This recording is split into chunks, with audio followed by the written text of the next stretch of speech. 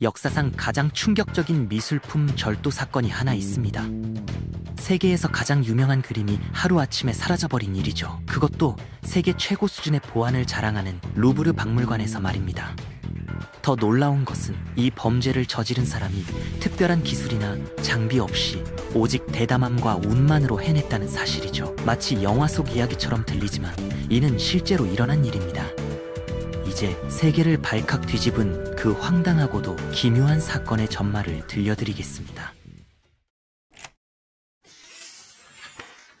1911년 8월 파리는 기록적인 폭염에 시달리고 있었습니다. 연일 계속된 무더위 때문에 거리는 한산했고 평소 관광객들로 붐비던 루브르 박물관도 예외는 아니었죠.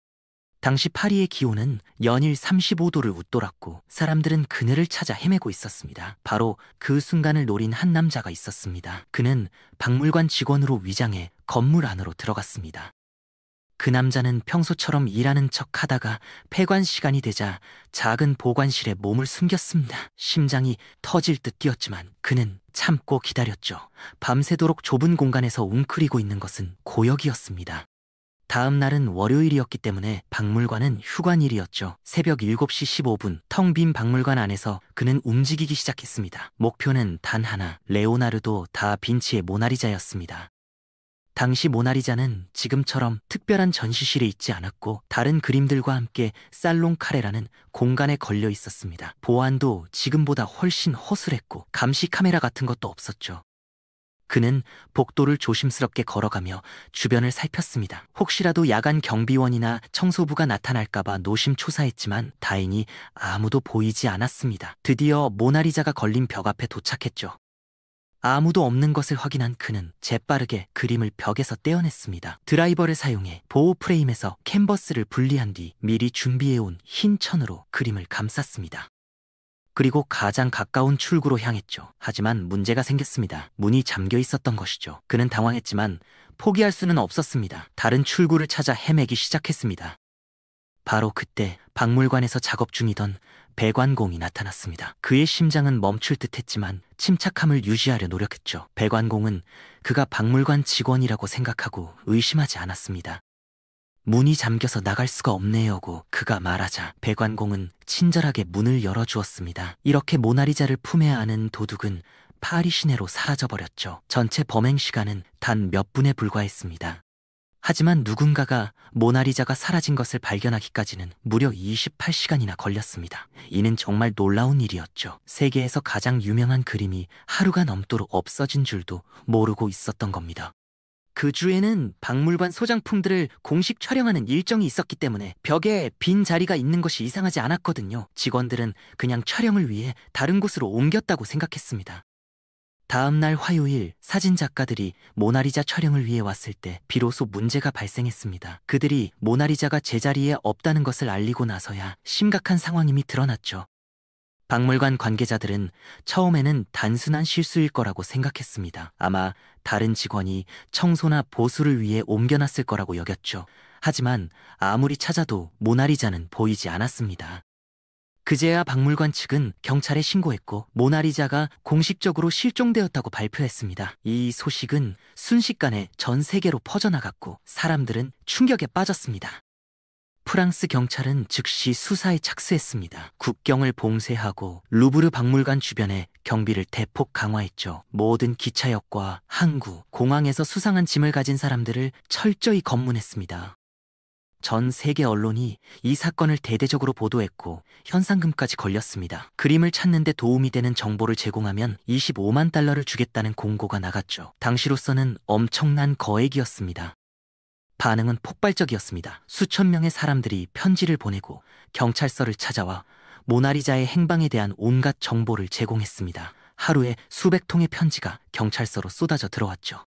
어떤 이는 벨기에행 화물열차에서 수상한 남자가 큰 포장을 들고 있는 것을 봤다고 했고 다른 이는 미국으로 향하는 배에 그림이 실렸다고 주장했습니다. 런던에서 목격했다는 증언도 있었죠.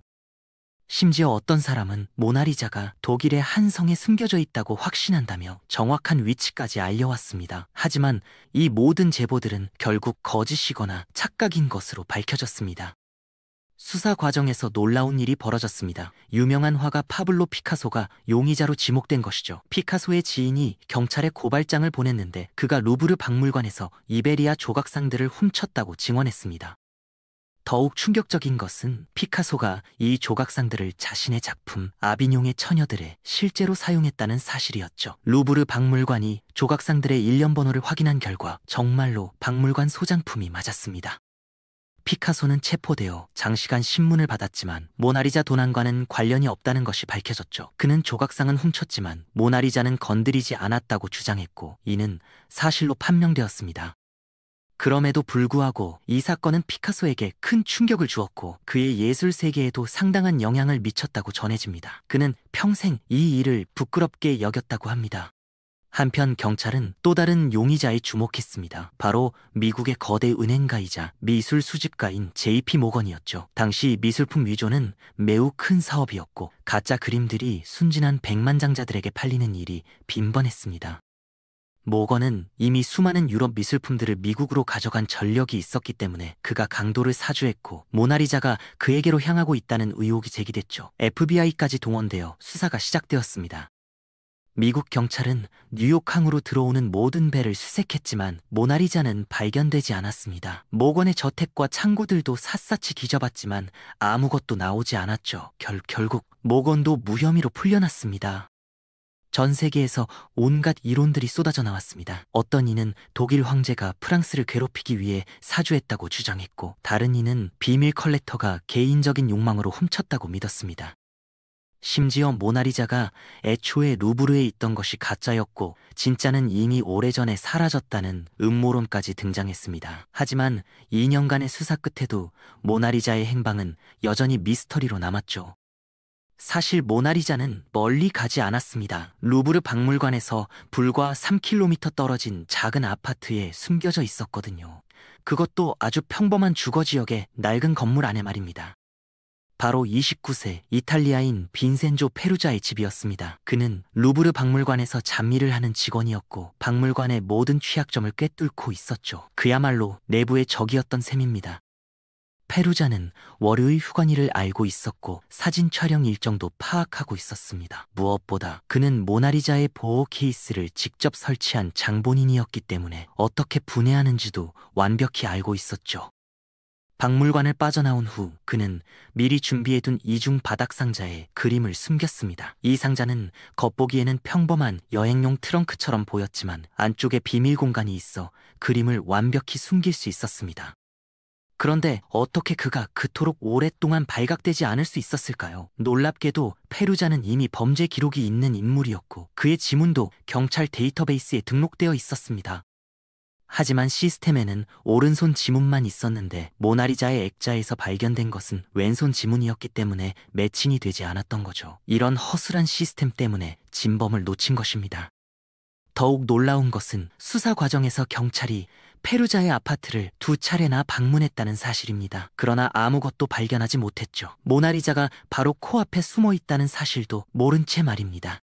첫 번째 방문 때 경찰들은 방 전체를 뒤졌지만 페루자가 교묘하게 숨겨둔 비밀 상자를 찾지 못했습니다. 두 번째 방문 때도 마찬가지였죠. 페루자는 침착하게 대응했고 경찰들은 의심 없이 돌아갔습니다. 페루자는 믿을 수 없을 정도로 간단한 방법으로 세기의 도둑질을 성공시켰고 거의 완전 범죄에 가까워 보였습니다. 그는 밤마다 몰래 모나리자를 꺼내보며 만족감에 빠져 있었다고 합니다. 하지만 2년 동안 그림을 숨겨두고만 있자 페루자는 조급해지기 시작했습니다. 애초 계획은 그림을 팔아서 거액을 챙기는 것이었는데 너무 유명해진 탓에 누구도 사려고 하지 않았던 거죠. 그는 마침내 레오나르도 다 빈치가 걸작을 그린 도시인 피렌체의 미술상에게 익명 편지를 썼습니다. 편지에는 자신이 모나리자를 소유하고 있으며 이탈리아로 돌려보내고 싶다는 내용이 담겨 있었습니다.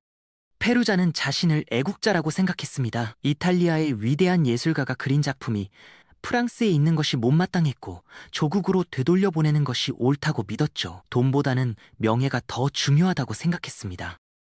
레오나르도라는 가명으로 서명한 그는 1913년 12월 피렌체행 기차에 몸을 맡겼습니다. 그는 여전히 그 이중 바닥 트렁크에 모나리자를 숨겨서 들고 다녔습니다. 미술상 알프레도 제리와 그의 동료는 호텔방에서 페루자를 만나 그림의 진위를 확인하기로 했죠. 처음에는 그냥 사기꾼이라고 생각했지만 혹시나 해서 만나보기로 했습니다. 페루자가 트렁크를 열고 비밀 칸막이를 제거하자 정말로 모나리자가 나타났습니다. 미술상들은 흥분을 감추지 못했죠. 그들은 즉시 그림이 진짜라는 것을 알아봤습니다. 하지만 그들은 침착함을 유지하려 노력했습니다. 그림을 더 자세히 감정하기 위해 미술상들은 페루자에게 스튜디오로 옮기자고 제안했습니다. 그들은 그림을 이탈리아로 가져온 것에 대한 보상을 약속하며 페루자를 안심시켰죠. 페루자는 자신이 영웅 대접을 받을 것이라고 기대했습니다. 조국의 문화재를 되찾아온 애국자로 기억될 거라고 믿었죠. 하지만 불과 1시간 후 경찰이 나타나 페루자를 체포했습니다. 미술상들이 신고한 것이었습니다. 그들은 페루자를 달래는 척하면서 몰래 경찰에 연락했던 거죠. 페루자는 배신감에 분노했지만 이미 늦었습니다. 그는 수갑을 차고 경찰서로 끌려갔습니다. 재판에서 페루자는 자신의 동기를 상세히 설명했습니다. 그는 돈 때문이 아니라 조국에 대한 사랑 때문에 그림을 훔쳤다고 주장했죠. 많은 이탈리아인들이 그의 말에 동조하며 영웅으로 여겼습니다. 결국 페루자는 7개월 동안 감옥에서 복역했고 출소 후에는 평범한 삶을 살았습니다. 그리고 그로부터 10년 후인 1925년 44세의 나이로 조용히 생을 마감했습니다. 모나리자를 찾는 작업은 끝났지만 진실은 영원히 무덤 속으로 사라지는 듯했죠. 페루자가 단독으로 저지른 범죄인지 아니면 더 큰 음모의 일부였는지는 여전히 의문으로 남았습니다. 그런데 1932년 모든 것을 뒤바꾸는 기사가 발표되었습니다. 미국의 기자 칼 데커가 쓴 이 기사는 진짜 배후 인물이 따로 있다고 주장했습니다. 바로 에두아르도 데 발피에르노라는 미술품 위조 전문가였죠. 데커에 따르면 발피에르노는 미국의 부유한 수집가들을 상대로 한 거대한 사기극을 계획했다고 합니다. 그의 계획은 정교하고 치밀했으며 페루자는 단지 실행자에 불과했다는 것이죠. 발피에르노의 계획은 이렇습니다. 먼저 재능 있는 프랑스 화가 이브 쇼드롱에게 모나리자 복제품 6점을 주문했죠. 이 가짜 그림들은 진품과 구별하기 어려울 정도로 정교하게 만들어졌습니다. 그는 이 가짜 그림들을 미국으로 미리 보내 안전한 곳에 보관해 두었습니다. 그 다음 단계가 핵심이었는데 진짜 모나리자를 훔쳐 전 세계를 떠들썩하게 만드는 것이었죠. 이것이야말로 천재적인 발상이었습니다. 모나리자가 실종되었다는 뉴스가 전 세계에 퍼지자 발피에르노는 미국의 순진한 백만장자 6명에게 각각 진짜 모나리자를 판매했습니다. 물론 모두 가짜였지만 구매자들은 자신이 도난당한 진짜 모나리자를 손에 넣었다고 믿었죠. 구매자들은 그림이 도난품이라는 사실 때문에 아무에게도 말할 수 없었습니다. 그들은 비밀 지하실이나 금고에 그림을 숨겨두고 혼자만 감상했죠. 이 때문에 가짜라는 사실이 발각될 가능성이 거의 없었습니다. 이 교묘한 사기극으로 발피에르노와 그의 공범들은 현재 가치로 9천만 달러에 달하는 거액을 챙겼다고 합니다. 그들은 하나의 도난 사건으로 6번의 사기를 친 셈이었죠.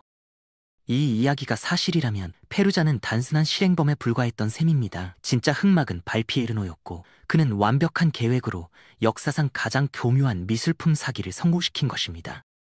하지만 이 주장을 뒷받침할 확실한 증거는 아직까지 발견되지 않았습니다. 발피에르노는 이미 사망했고 관련 문서들도 사라진 상태죠. 진실은 영원히 미스터리로 남을 것 같습니다. 어쨌든 모나리자는 무사히 루브르로 돌아왔고 이 사건으로 인해 오히려 더욱 유명해졌습니다. 지금도 수백만 명의 관광객들이 그 신비로운 미소를 보기 위해 루브르를 찾고 있죠.